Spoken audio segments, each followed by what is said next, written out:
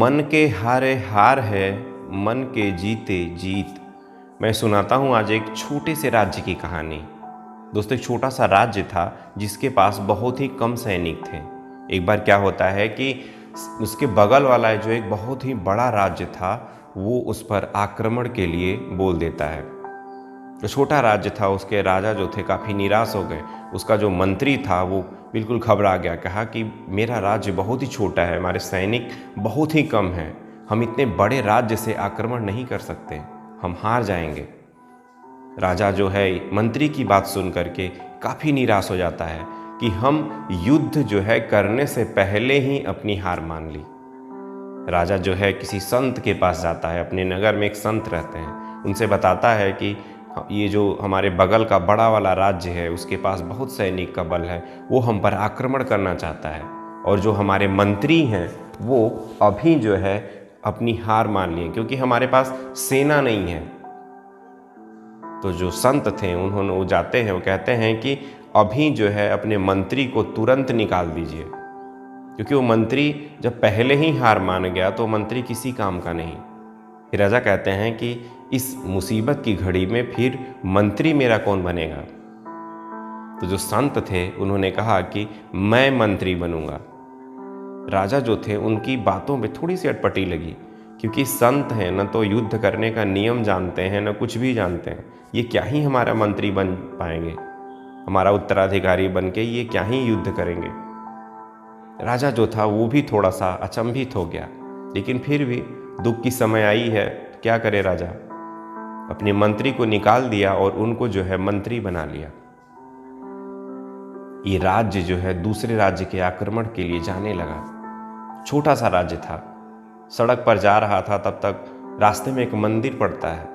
तो संत कहते हैं कि थोड़ा सा रुक जाइए यहाँ पे, हम लोग जो है कल सुबह प्रस्थान करेंगे और हमको जो है 2 मिनट मंदिर में दर्शन करके आना है, भगवान से पूछ के आना है, हमारे पास दैविक शक्तियाँ हैं, हम उनसे पूछ लेंगे कि किसकी हार होगी किसकी जीत होगी, और हम आ करके आपको बताते हैं।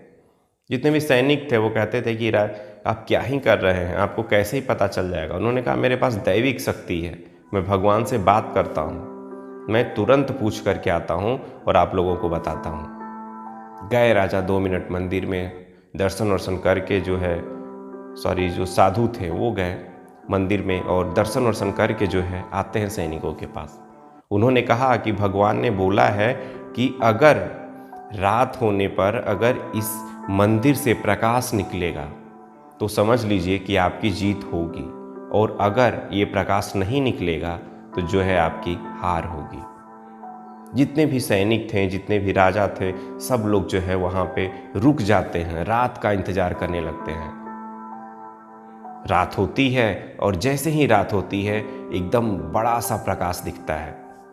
सब लोग जो है जितने भी सेना होते हैं सब लोग जो है खुशी से पागल हो जाते हैं, उनको लग जाता है कि अब तो हमारी जीत पक्की हो गई, और राजा भी जो है एकदम कॉन्फिडेंस के साथ जीत मान लेता है। और जितने भी सैनिक थे अपना 100% पूरा कॉन्फिडेंस के साथ जाते हैं युद्ध करने, क्योंकि उनको पता चल जाता है कि वो जीत जाएंगे, और ऐसा ही होता है कि वो जो है जीत जाते हैं। जीतने के बाद वो जो सैनिक होते हैं वो कहते हैं संत को कि जाके भगवान को शुक्रिया करिए कि हम जीत गए, जाके फिर से उसी मंदिर में भगवान का नतमस्तक होकर प्रणाम करिए।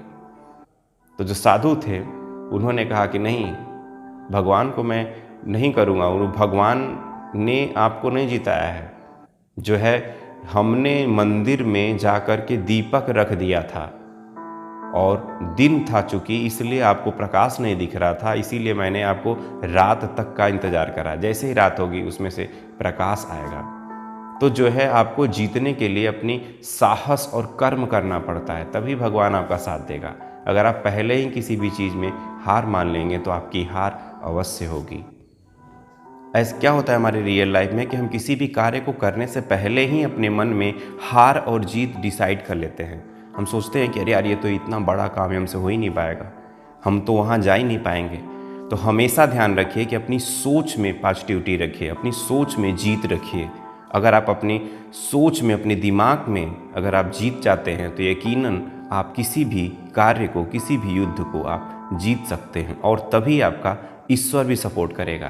तो आइए इस नए वर्ष पर एक प्रण लेते हैं, प्रॉमिस करते हैं कि हम सब किसी भी कार्य को करने से पहले अपने दिमाग में, अपनी सोच में हमेशा पॉजिटिविटी रखेंगे, तो हम यकीनन इस दुनिया में सफल हो पाएंगे। तो दोस्तों चलता हूँ, आप सभी को 2023 नववर्ष की बहुत बहुत शुभकामनाएं। दोस्तों साल बदलते रहेंगे, लेकिन ऐसे ही हमारा साथ निरंतर हमेशा चलता रहे, बस इसी शुभकामना के साथ। जय हिंद।